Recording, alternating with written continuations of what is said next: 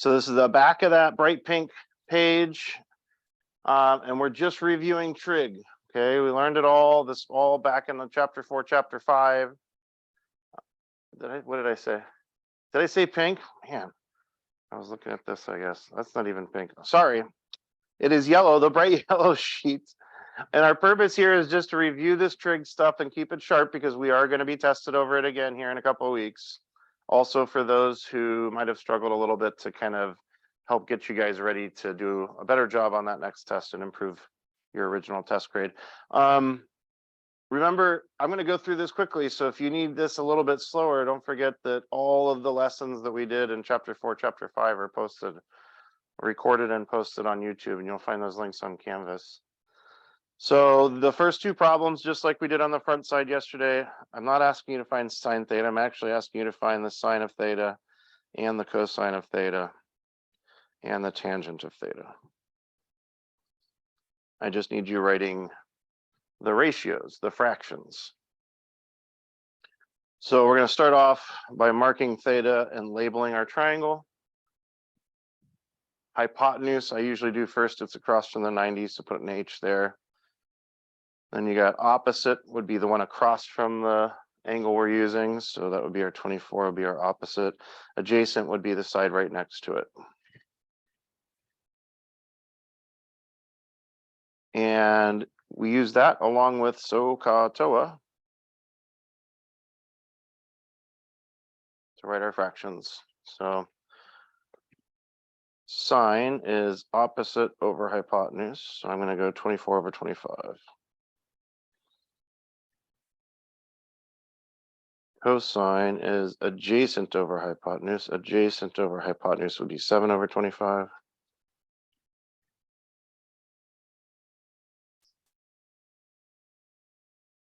Tangent is opposite over adjacent.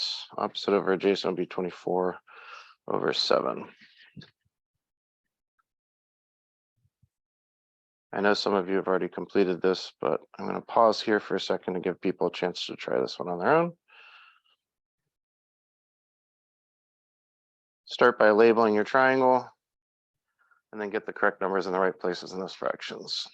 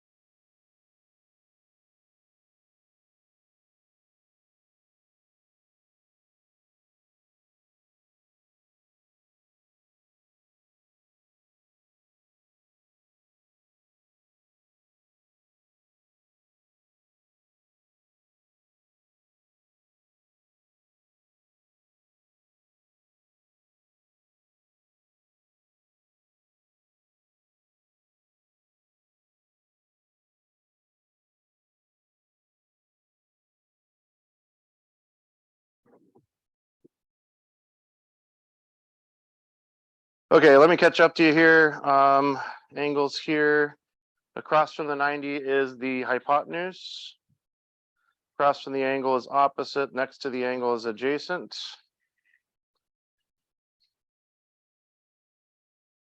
So we'll write our fractions for sine, cosine, and tangent. Sine is opposite over hypotenuse. Cosine is adjacent over hypotenuse. Tangent is opposite over adjacent. Any questions there?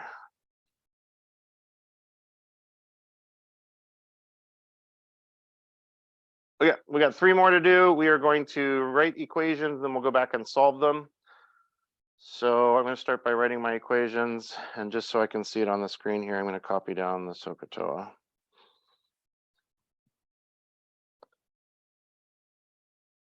All right, when we write the equations, first thing we want to do is mark an angle and label the sides that we have available. We need two sides always to write an equation.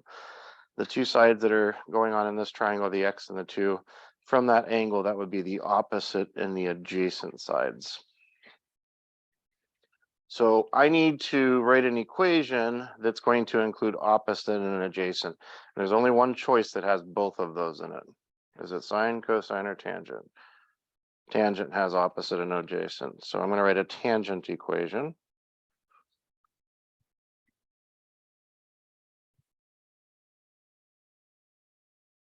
Remember, it is the angle that always goes in the parentheses. And then over here will be our sides. And just like before, we go based on our cheat code up here. Tangent is opposite over adjacent. So opposite on top would be x, adjacent on bottom would be 2. We'll come back and solve that in just a moment. I want to go through and write equations for the other two triangles first. So number 19, following that same process, here's my angle. What do I got this time for sides? This one's across from the angle, so that'd be opposite. This one's across from the 90, so that'd be my hypotenuse.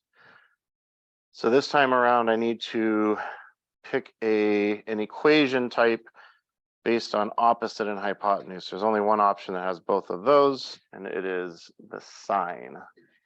So we'll write a sine equation here. That's got opposite and hypotenuse. So sine.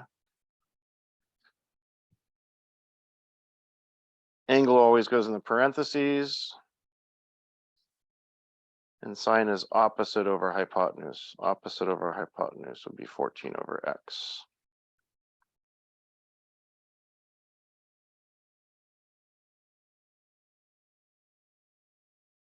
We'll come back and solve that in a minute.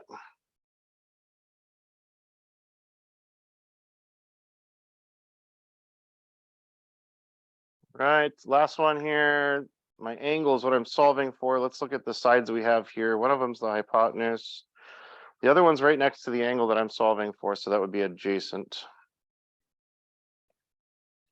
So I'm thinking to myself, which of my three trig function has adjacent and hypotenuse in it? And that is the cosine has adjacent and hypotenuse. So I'll write a cosine equation.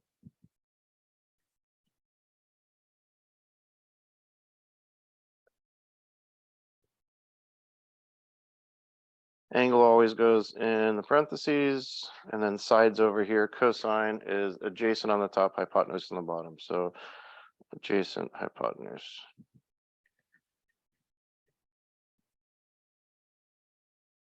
All right. Does anybody have any questions on writing those three equations? So we got to be confident writing, and we got to be confident solving. Yes. The test is in a couple of weeks. Yeah, it won't be next week. Okay, let's talk about solving. The method we use to solve depends on where the variable is. Can you put that in your bag, please? Not your pocket, on your bag, please. Thanks. Appreciate it. Depends on where the variable is. In these two, see how the variable is in the ratio and the fraction? Anytime the variable is over in the fraction, we're going to do cross products. If the variable is in the parentheses, that's where we use inverses. So let's do our cross products first. When we do cross products, we need a fraction on both sides. Some people call this cross multiply, by the way. So I'll go ahead and put a 1 underneath this to make it a fraction, and then we'll just cross multiply. So crossing over the equals this way would give me 1 times x, which is just x. And crossing over the equal sign in this direction will give me 2 times tangent 40. I don't know what 2 times tangent 40 is, but x is by itself, and that makes me happy. The 2 times the tangent 40, we can just rely on our calculators to do. So I'll type in 2 times tan 40, and we'll be good to go. And that comes out to about 1.7.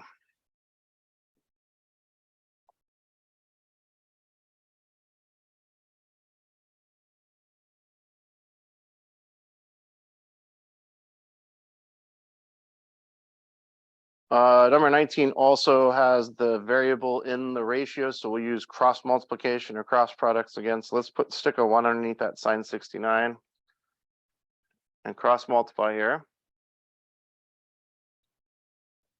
This direction with the x is going to give me x times sine 69.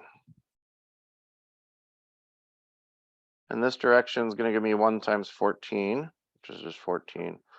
So this one, we're going to have to do one more step because x didn't end up by itself right away. We'll have to work to get x by itself. Right now, x is multiplying by that sine 69. So we can get rid of that by dividing by sine 69. Of course, we got to do that on both sides, though.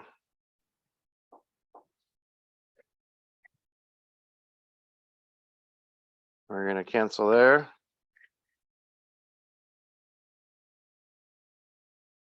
And then what am I going to do with this 14 over sine 69?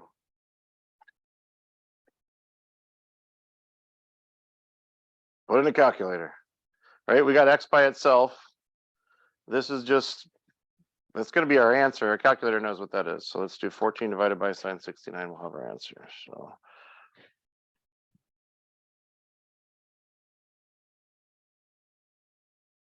about 15.0. Nice.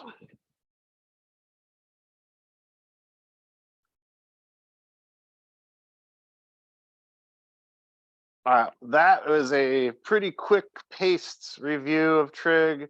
Again, if you struggled on that last test, you might want to go back and watch our videos from chapter 4. Those playlists are all linked at the top of our Canvas page. All right, let's talk about what we're doing with our new stuff today.